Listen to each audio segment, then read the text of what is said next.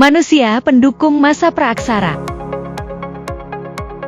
Sebelum mengenal tulisan, manusia hidup di masa yang kita sebut sebagai masa prasejarah atau masa praaksara. Pada masa ini, manusia belum mencatat peristiwa dalam bentuk tulisan, tetapi mereka sudah mulai beradaptasi, berpikir, dan berinovasi untuk bertahan hidup. Manusia pendukung masa praaksara memiliki berbagai jenis dengan ciri-ciri fisik dan kemampuan yang berbeda sesuai perkembangan zamannya. Secara umum, perkembangan manusia purba di Indonesia dibagi menjadi 3 tahap besar: masa berburu dan mengumpulkan makanan, masa bercocok tanam, dan masa perundagian. Setiap masa memiliki jenis manusia pendukungnya sendiri. Kita mulai dari masa yang paling awal. Pertama, masa berburu dan mengumpulkan makanan. Pada masa ini, manusia hidup secara nomaden, berpindah-pindah dari satu tempat ke tempat lain untuk mencari makanan. Mereka mengandalkan alam dan belum mengenal pertanian. Manusia pendukung masa ini antara lain adalah Pithecanthropus erectus dan Meganthropus paleojavanicus. Pithecanthropus erectus, yang berarti manusia kera yang berjalan tegak, ditemukan oleh Eugene Du Bois di Trinil, Jawa Timur. Mereka hidup sekitar 1 juta tahun yang lalu. Bentuk tubuhnya tegap, rahangnya kuat, dan volumenya otaknya sudah cukup besar dibandingkan manusia purba sebelumnya. Mereka hidup berburu hewan, memakan tumbuhan liar, dan mulai menggunakan alat-alat sederhana dari batu dan tulang. Sedangkan Meganthropus paleojavanicus merupakan manusia purba tertua di Indonesia. Fosilnya ditemukan di Sangiran, Jawa Tengah.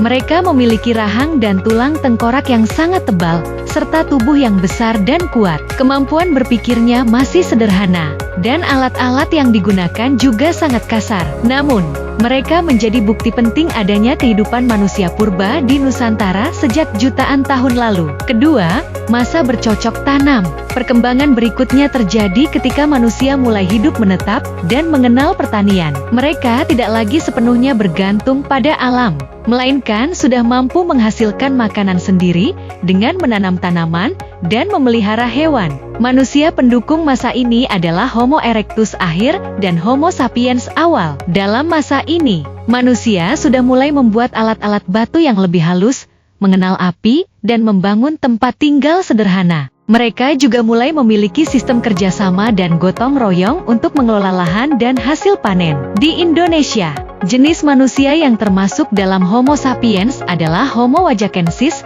dan Homo soloensis.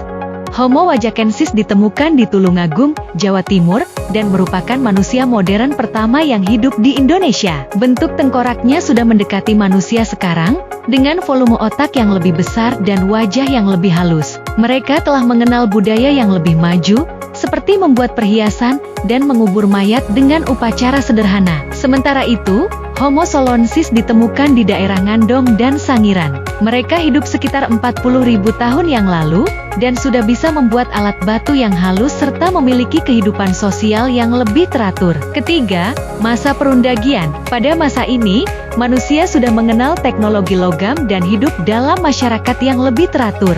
Mereka mulai membuat alat dari perunggu dan besi, seperti kapak corong, nekara, dan perhiasan. Muncul pula pembagian kerja dan golongan pengrajin yang disebut undagi. Manusia pendukung masa perundagian adalah Homo sapiens yang sudah sepenuhnya modern.